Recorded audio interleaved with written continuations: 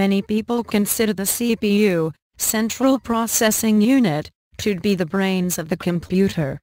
This analogy is very loose because, for the most part, the CPU cannot keep data stored inside it like a brain. In contrast, it is used to process much of the information needed by the computer, just like our brain thinks and processes information and gives orders to our other body parts. Over the past few years, we have seen the CPU megahertz speeds go from 100 MHz to over 2 GHz. This is one reason that people need to learn about a CPU. Many people would expect a 1.8 GHz Intel Pentium 4 to be much faster than a 1.4 GHz AMD Athlon because its speed is 0.4 GHz faster. In truth, not only is the Intel Pentium 4 up to 3 times more expensive than the AMD Athlon, it is either much slower or neck-to-neck in most real-world tests, which compares the amount of times that it takes each CPU to perform a certain task. With this information, you know that you should not judge a computer by the speed ratings. There are a variety of factors that determine the speed of CPU, but I will explain the main parts of a CPU, and what they are used for. So, when looking at a CPU, there are a few basic things that we should know about it. 1. A CPU has 4 basic tasks that it performs. They are fetch, decode, manipulate and output. 2. Speed rating, although not accurate, is almost always measured by megahertz. 3. The CPU speed is determined by a combination of raw megahertz as well as design and other features such as the floating point unit of the chip.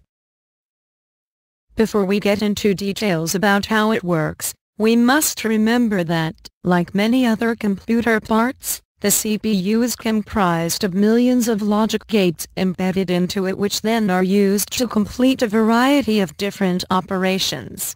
The size of the CPU core, the part with the logic gates, can be as small as the size of a smaller coin. The gates are used with a clock that regulates the speed at which the CPU fed data.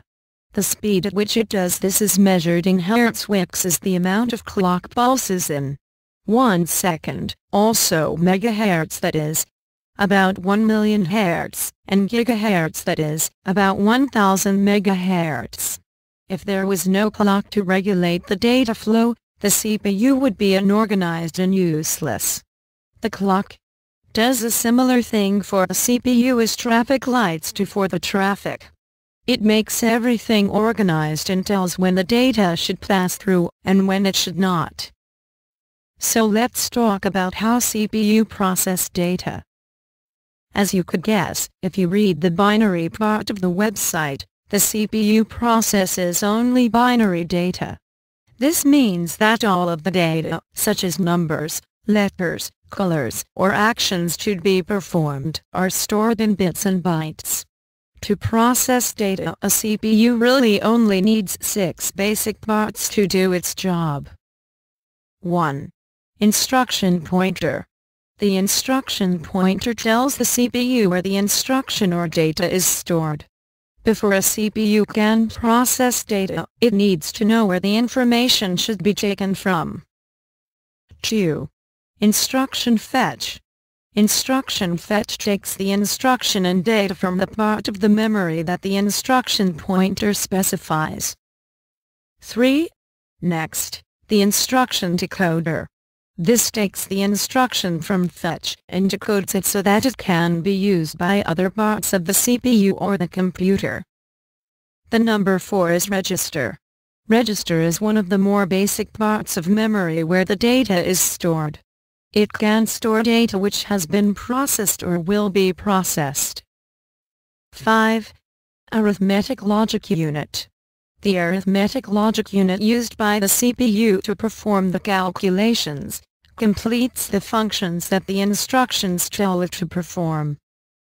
The last but not the least is control unit. Control unit specifies when the different operations on the CPU are to be done. For example, it tells the instruction fetch when to fetch data or the instruction decoder when to decode data.